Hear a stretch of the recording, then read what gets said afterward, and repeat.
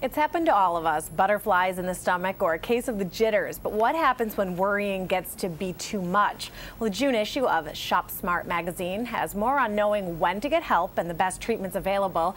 And joining us now is Sue Perry, Deputy Editor from ShopSmart. And Sue, before you can get help from someone else, there are some things that we can do ourselves to alleviate exercise being the first one. Hitting the gym, it's like magic. It really is. It's a mood lifter. It takes your mind off your troubles while you're focusing on that, but it really has to be aerobic exercise that kind of gets your heart pumping and sweat. Yes. You know, that's really good. And studies show that it actually reduces stress hormones in the body. So there's documentation to show that it really does work. It lowers cortisol levels, lowers your blood pressure, and it just peps you up. It peps you up. And the other thing that it does is if you're losing sleep over your worries, it'll help you sleep. So, you know, it combats insomnia. It truly does. Yeah. I know that firsthand. Okay, another one, relax. Relax. Learn to relax. You know, it's easier said than done, but again, studies show that mind-body type of activities like yoga and Tai Chi actually work to combat stress. That's been documented, so those are really good activities to do.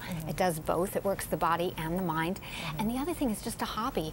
I love crossword puzzles. It takes my mind off things. I'm not like a maniac about it, but it helps me relax. My husband strums the guitar. It helps him relax. So if you have a hobby that you like doing, what it does, it keeps you, it takes the stressors out of your life. It kind of helps eliminate that and focuses on the moment. And that's what you want to do. Focusing on the moment. I was playing Scrabble last Sunday and it made all the difference. Yes. Because you're just thinking of that game. You're not thinking of what you have to do next week or tomorrow. Exactly. It's nice. And you're doing something constructive. Constructive. Yes, true. Right. And then that kind of brings us into meditating. That's something is just another word to me. It's just another word for breathe. People forget to breathe, I think. They do forget to breathe. You do a lot of shallow breathing when you're under stress, but meditation, and they say just as little as 15 minutes. You have to be in a quiet place, sitting down ideally, and it's deep, purposeful breathing. Again, documentation that shows that actually helps rechannel chemicals in the brain that will trigger anxiety, and that's what you want to eliminate. So,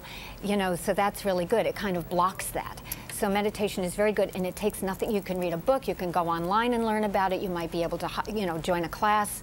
Good thing to do. How about writing in a journal? Writing in a journal, I think that's great. Well, I'm a writer, and I really like that, but writing, let it out. Air it out and put it in a journal. It can be private, but the other thing that's going to do, it gets it out, but it also shows you maybe patterns or triggers that are abetting the anxiety, and then you can, you know, it empowers you to do something and act on it. That's a good point. And also, I think when you write things down, you're kind of scheduling time to worry so that later when you're trying to go to sleep or do something else, you say, no, I'll worry when I write down in my journal. Yes. Think about it then. And you're letting it go. Yeah. Letting it go. Letting it go. Good advice. And finally, skip herbs. Skip herbs. Don't self-medicate. You know, there are these herbs that promise to reduce anxiety. So tempting. It's very tempting. One is kava, and it's been linked to liver problems. So you really don't want to create a medical problem by trying to self-medicate yourself. Better to go to a doctor if you feel that need.